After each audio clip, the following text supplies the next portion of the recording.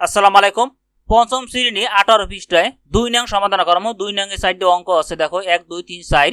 এই সাইডে আমি অঙ্ক সমাধান করব। এখানে কি বলছে দেখো, 2 নং গ এর এমন একটি মান নির্ণয় করি যেন বাক্যটি সত্য হয়। তো আমি এক নম্বরে কি আছে দেখো, গড় মান নির্ণয় করা লাগবে। তাহলে গ তারপর যোগ 12 সমান সমান 19। তাহলে আমার এই গড় মানটা নির্ণয় করা লাগবে। তার সমাধান, তাহলে আমার কি হচ্ছে, গ যোগ 12 তারপর সমান সমান 19। তাহলে আমার কি করা লাগবে, যেহেতু এখানে সমান সমান চিহ্ন দিয়ে আছে, মাঝখানে সমান সমান চিহ্ন দেওয়া থাকলে আমার বা দিয়ে অঙ্কটা করতে হইবে। আর আমার গড় মান যদি নির্ণয় করি, তাহলে আমার গ আমার এই বাও সাইডে থাকবে আর সংখ্যাগুলো আমার ডাইন সাইডে নিয়ে আসবো। তাহলে আমার এই গ বাও সাইডেই আছে। তারপর আমার এই যে সমান সমান চিহ্নটা আগে দিচ্ছি আমি, এই সমান সমান, তারপর এই যে 19 সমান সমানের পর আছে 19, এই 19 আমি লিখছি। এখন আমার এই যে আমার যোগ 12, তা যোগ আমার সমান সমানের ডাইন সাইডে আইছে, ডাইন সাইডে হওয়ার কারণে আমার এই যোগটা আমার বিয়োগ হয়ে গেছে। তাহলে আমার বিয়োগ 12। যদি আমার পক্ষান্তর মানে সমান সমানে বাও সাইডে ডাইন সাইডে পক্ষান্তর হয়, তাহলে আমার চিহ্ন পরিবর্তন হয়ে যায়। পরের লাইনে আমি কি করছি, গ তারপর সমান সমান, তাই 19 গুণে 12 গেলে থাকে আমার 7। এইটাই কিন্তু আমার উত্তর। 2 নম্বরটা যদি সমাধান করি, দেখো 2 নম্বর কি আছে, 84 তারপর বিয়োগ গ সমান সমান 33। তাহলে সমাধান, 84 বিয়োগ গ সমান সমান 33। তাহলে আমি এইটা কি করছি, এখানে যেহেতু 84 এটা আমার কিন্তু যোগের, তারপর এই যে গ এসেছে কিন্তু আমার বিয়োগের। তাহলে আমার এই গটা আমার কি করতে হইবে, গটা আমার এই সমান সমানের ডাইন সাইডে নিয়ে যেতে হইবে। তাহলে আমার এই 33টা সমান সমানের ডাইন সাইডে আছে, আমার সমান সমানের এই বাও সাইডে নিয়েছি। তাহলে আমার এই 33 কিন্তু আমার যোগের, এখানে কিন্তু যোগ আছে। তাহলে আমার এই সমান সমানের আমি কিন্তু এই আমার বাও সাইডে কিন্তু নিয়ে এসেছি। আর এই যে গড়া কিন্তু আমার এই সমান সমানের ডাইন সাইডে নিয়ে গেছে, আর এইটা কিন্তু আমার বিয়োগের। তাহলে আমার এখানে হয়ে গেছে আমার যোগের।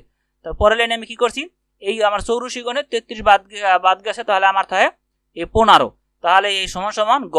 এখন আমি পুরোটা আমি পক্ষান্তর করছি, গড়া আমার এই বাও সাইডে আইছে আর 15 আমার ডাইন সাইডে গেছে। তাহলে আমার গড় মান বাইরেছে আমার এই 15।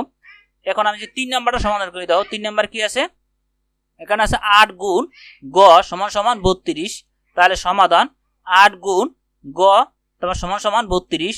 এখন এই লাইনে কি করছি, যেহেতু সমান সমান মাঝখানে আছে, তাহলে আমি বা দিয়ে অঙ্কটা করতে হইবে। তাহলে আমার গড় মান নির্ণয় যদি করি, তাহলে আমার গড়টা আমার এই আমার বাও সাইডে রাখতে হইবে। তাহলে গড়টা আমি বাও সাইডে রাখছি, তারপর সমান সমানের পর 32 আছে, এই 32 আমি আগে লিখছি। সমান সমানের পর যেটা থাকবে ওইটাই আগে লিখতে হইবে। তো সমান সমানের পর এই 32 আছে, এই 32টা আমি আগে লিখছি। লেখার পর এখানে আমার এই যে 8 আছে যে আমার গুণ আকারে, তাহলে আমার এই সমান সমানের যদি আমার ডাইন সাইডে হয়, তাহলে আমার কিন্তু ভাগ আকারে হয়ে যাবে। তাহলে আমার এই ভাগ 8। তাহলে আমার কি করছি, অতএব গ, এখানে যদি এই 32 এসেছে আমার ভাজ্য আর এই 8 এসেছে আমার ভাজক। তাহলে এই 8 দিয়ে যদি আমি 32 ভাগ করতে পারি আমার 4। তাহলে গড় মান বেরিয়েছে আমার এই 4। এইটাই কিন্তু আমার উত্তর। এখন যদি আমি 4 নম্বরটা সমাধান করি, দেখো 4 নম্বর কি আছে, 81 ভাগ তারপর গ সমান সমান 9। তাহলে সমাধান 81 ভাগ গ সমান সমান 9। তাহলে এখন আমি এই লাইনটা আমি কি করছি, দেখো আমার 81 লিখছি, তারপর এই ভাগ, তাহলে আমার এই যে আমার সমান সমানের ডাইন সাইডে আছে 9, তাহলে আমি এই সমান সমানের বাও সাইডে নিয়েছি। তাহলে আমার এখানে আমার যেহেতু এটা আমার বাঁক আকার আছে, তাহলে বাঁক আকারই আছে। তাহলে আমার এই গড়া আছে যে আমার গড়া সমান সমানের এই যে সমান সমানের আমি আমার ডাইন সাইডে নিয়ে গেছি। এখন আমি যদি 81 দ্বারা এই 9 এর 81 দ্বারা ভাগ করি, তাহলে 9 নং 81 9 হয়, আর এই সমান সমান গ।